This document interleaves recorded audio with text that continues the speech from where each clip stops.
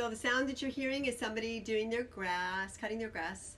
It seems like grass has been growing really fast these days because I seem to hear a lawnmower or a weed whacker or one of those blower things almost every day, along with the birds. Yeah. So it's a full moon, full Scorpio moon, lots of magic in the air. Yeah, and Calvin, it was so great to see you this morning with your daddy and your mama. Oh, it just fills my heart with so much joy when I get to see you. Rome, you two, and Raylan, and Easton, and Kaya, and Rila. Your game that you were playing, I think it was a treasure hunt. You were playing with your mama. How fun. And Blue, I noticed something. You were doing something. I saw a picture of you. I can't remember what it was. And Gus and Vivian, you're just doing so much with your gardening. And Cassis and Nona and Dominic, I haven't seen you in a while, but I know you're out there along with everyone else. Yeah, it's another day, beautiful day, another book. So sit back and relax along with me and the birds, and let's let our imaginations go wild. Margaret Atwood's Rude Ramsey and the Roaring Radishes, illustrated by Dusan Petrichik.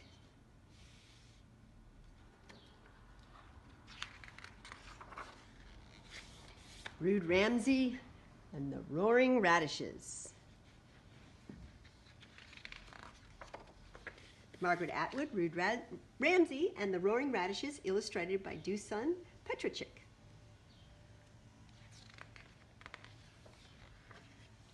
For Madeline and for R and E Cook, who will eat almost anything, M.A. For my curious granddaughter, Laura, D.P.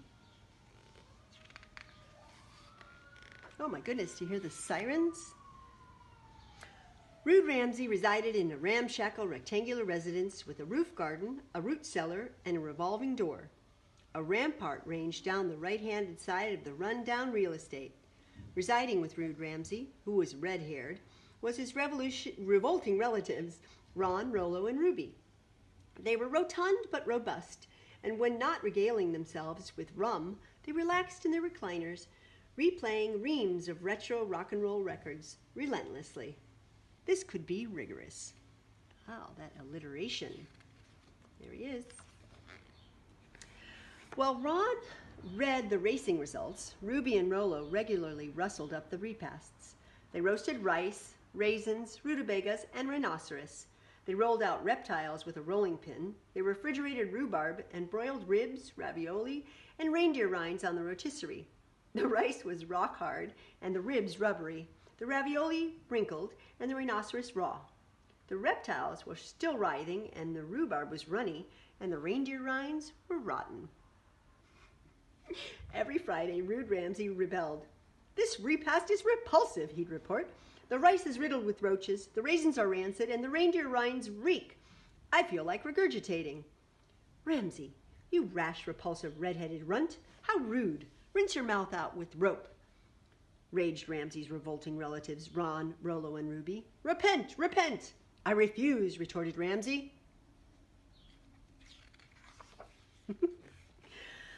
Thoroughly riled, the three revolting relatives rose from the rejected repast and rushed after Ramsey, hurling ratchets, wrenches, wristwatches, rubber boots, and radios, which rebounded off of Ramsey's rear.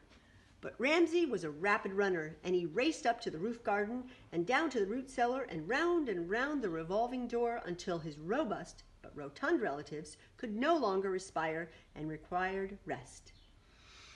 This ruckus was regarded by numerous raccoons, rabbits, robins, rollicking wrens, and rowdy raggedy ravens, which were all roosting on the right-hand rampart, relishing the race, and repeating raucously, "Rah, rah!" Ramsey's only friend was Ralph, the red-nosed rat, a rubicund rodent. While Ramsey reclined upon a rumpled rucksack near the trash heap, rubbing his rust-colored bruises, Ralph rummaged among the roach-riddled rice and the rancid raisins and the remnants of reeking rhinoceros, remarking, "Rubbish is ravishing to rats. We revel in rotten reindeer rinds." "Ripping for you," Ramsey retorted wretchedly. "You're a rat, but I'm ravenous. All this repeated running round and round is ruining me." I refer also to the wretch-making recipes I am required to devour, and which I resent. I am less robust than my revolting relatives. I am receiving a raw deal. It rankles. You might rove to the other side of the rampart, reflected one of the raggedy ravens. Relocate your inner realm. Revive your rapport with nature. Refreshment awaits you there. Where's the crow? Where's the rat? Be realistic, Ramsey replied. The rampart's rough. It rises ridiculously high, and it is replete with rocks. I remember a round Roman vaulted rat hole, remarked Ralph, the red-nosed rat, while grooming his greasy whiskers. It traverses the rampart and might be wriggled through. Risky, retorted rude Ramsey. If rammed in rather far and unable to retreat, I will repine. Then, if it rains, I will drown. Rigor mortis will set in, as well as wrinkles. I am reluctant. Rise to the occasion, responded Ralph. Resist restrictions. Be rugged. Together the pair resolved to dare the Roman vaulted but risky rat hole, which was crammed with rusty rivets and assorted remnants, and the remains of rat nests, and was dripping with rivulets from the ragged rents in the rodent-riddled rampart. Ralph rocked recklessly through, but Ramsey had to crawl, creeping over dark rubble and through narrow turnings, ripping his trousers on sharp rocks, wrecking his rubber-soled runners, and scraping his fingers. At last, a rewarding ray of light pierced the remote end of the rat hole.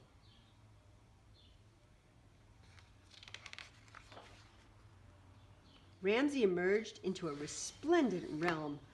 A ranch-sized garden with a river rippling through it revealed itself to his regard, rendering Ramsey rhapsodic. A rowboat rocked restfully. Roses enriched the redolent air with their aroma. Raspberry bushes ranged in reassuring rows. Ramsey roamed among the raspberry rows, ripping off ripe raspberries and cramming them into his mouth. Ralph rambled restlessly, ransacking the region for root vegetables. Radishes, radishes, Ralph briskly reported. Right you are, Ramsey responded. For there, around a corner, were rows and rows of round, red radishes ready to be devoured. Surely they were organic. Ramsey hadn't relished a fresh radish ever since he could remember. What a rare treat. Ramsey wrenched out a radish. He admired its roundness and redness, how crispy and crunchy it would be. But the radish began roaring. Robbers, robbers, replace that radish! Ramsey recoiled. This is a roaring radish, he remonstrated. It isn't even ripe, and it may have rabies. It bit me. Now all the radishes had ranged themselves around Ramsey, rotating rambunctiously. The region resounded with their roars. Rotten luck, remarked Ralph, wrestling with a rabid radish. His whiskers were quivering with fear. We must retreat. Together they ran toward the Roman vaulted rat hole. The radishes were rolling towards them, roaring like organs. Oh my God. But then a small girl appeared. She had a red ruffled frock, raven ringlets with ribbons, and ribbed legwear. Over her arm she carried a receptacle for roses and raspberries. Why are you robbing me of my radishes? She queried. What radishes? Replied Ramsey reticently.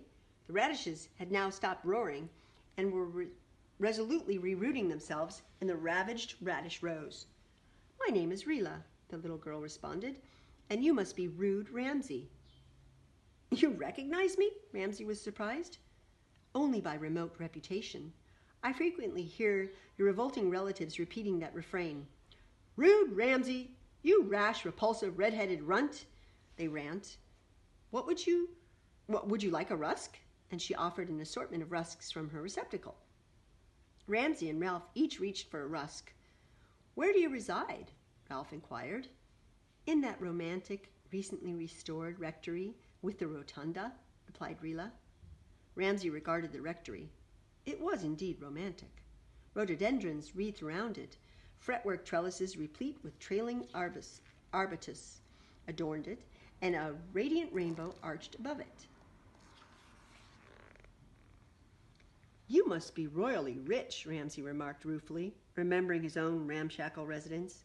His trousers were ripped, and his rubber-soled runners were wrecked. He resembled a ragamuffin.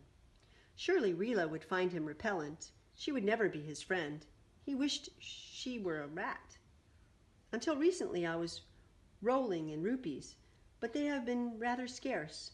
My situation, reflected Rila, is the reverse of yours. You are rude, but at least you have relatives, however revolting. I am refined, but my relatives, although outwardly respectable and refulgently attired, are lacking in vicissitude. They rented a veritable regatta of Rolls-Royces, but they fell into arrears on revenues. When the rent collector arrived, they all ran off, some by road, some by rail, revealing no remorse. I had been rejected. No one has rescued me. Also, I am bored. And she released a tear. Cheer up, said Ramsey robustly. Do not repine. Let's explore the rectory. Poor thing. Ramsey, Rila, and Ralph, the red-nosed rat, rambled all over the recently restored romantic rectory. They reviewed the rotunda, which had a wide range of purloined reading materials, and the gallery, filled with fraudulent Rococo artworks forged by professionals, and the cellar with racks and racks of rare beverages, ruthlessly plundered by Rila's rascally relatives. At last they reached the rumpus room. This is the rumpus room, said Rila regretfully. But there has never been a rumpus in it. My relatives, though racketeers, were too refined for rumpuses. How I would relish regarding a real rumpus. Your request is my resolve, replied Ramsey with a respectful gesture. Return with me. So Ramsey, Rila, and Ralph, the red-nosed rat, wriggled back through the Roman vaulted rat hole and reached the rectangular residence where Ramsey's revolting relatives, Ron, Rollo, and Ruby, replete with rum, were relaxing in their recliners in the resounding rhythms of rock and roll. Ready? Required Ramsey. Rila grinned, and in a refined but righteous manner. Rotten reindeer rinds reek, and so do Ron, Rollo, and Ruby, Ramsey blared, and your rock and roll records are ridiculous. Ramsey, you rabble-rouser, you are outrageous. Ron, Rollo, and Ruby rose from their recliners like red-eyed rattlesnakes and went on the rampage. What a ruckus! Ramsey raced up to the roof garden, reversed direction, reeled through the root cellar, then ran around and around the revolving door, while his revolting relatives hurled ratchets, wrenches, wristwatches, radios, and rubber boots at his rear. But this time, Ramsey ran so rapidly that they missed. At last, the revolting relatives ran out of steam and relapsed into a recumbent posture. Oh, Ramsey, that was a real rumpus, trilled Rila. You may be rude, but you can run with rapidity that erases boredom. I would be less rude if I resided in a romantic rectory, surrounded by rhododendrons, replied Ramsey, and could eat raspberries and rusks instead of raw rhinoceros and rancid raisins. True, Rila responded, and I would be less tearful. To acquire a friend is refreshing as well as reassuring. Do you like rats? Ramsey queried, for it had occurred to him that the arrival of a new friend might cause Ralph to feel unrepudiated. There are few creatures I adore more than a rubicund red-nosed rodent, Rila replied, stroking Ralph's fur with terms of endearment. Also, he will crunch up any roaches that may stray from the run-down side of the rampart. What about the rabid roaring radishes? Inquired Ramsey. They regard me as a robber and will relentlessly rend me to shreds. They are not real radishes, replied Rila. They are robot replicas, cleverly arranged to repel intruders. I will reprogram them so they will be neutral in regard to you. So, while the raccoons, rabbits, robins, wrens, and raggedy ravens, all roosting on the rampart, cheered, Ramsey, Rila, and Ralph, the red-nosed rat, crawled back through the Roman vaulted rat hole and romped rapturously among the roses, beside the rippling river, under the radiant rainbow. Ha! The end. Rude Ramsey and the Roaring Radishes. I don't think I've ever read a book like that. Did you notice how so many of the words started with R? Yes, that's called alliteration. So that book was amazing, so clever. And who would have known the radishes were robots? I would never have guessed that. How fun. Well, I hope you enjoyed it as much as I did. Mwah! I love you, and I'll see you next time.